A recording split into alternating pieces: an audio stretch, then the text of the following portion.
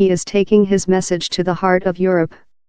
In a speech to business leaders in Berlin tonight, the Chancellor will say it is time for the European Union to engage more positively in the Brexit negotiations. And stop talking about punishing the UK over Brexit. After months of grumpy noises from Brussels over a perceived lack of clarity from the UK, Philip Hammond will say that Britain needs to hear about the ambition the EU has for a deep trading relationship with the UK. My sources point out that with Australia, Canada, and America all making positive overtures about free trade agreements with Britain, the lack of a similar offer from the EU could lead to unintended consequences. Logically, no deal could be one of those. And certainly the present tone of the debate from the EU is damaging the chances of a positive outcome of the Brexit negotiations, my sources say. They say, it takes two to tango, Mr. Hammond will argue. Both sides need to be clear about what they want from a future relationship. I know the repeated complaint from Brussels has been that the UK hasn't made up its mind what type of relationship it wants. But in London, many feel that we have little, if any, signal of what future relationship the EU27 would like to have with a post-Brexit Britain. Since the referendum in the UK, there has been a marked asymmetry between the enthusiasm expressed by certain third countries to pursue future trade deals with the UK and the relative silence, in public at least, from Europe on what the EU wants our future relationship to look like.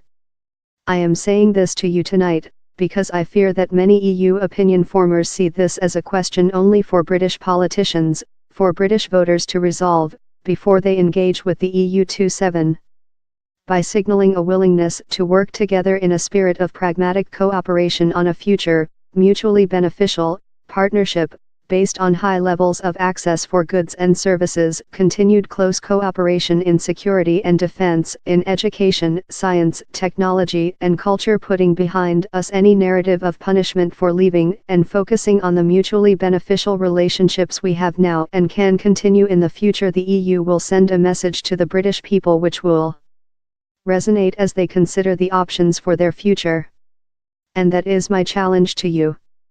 Now, the EU could well argue that it was Britain which decided to leave the Union, and so it is up to us to offer a solution.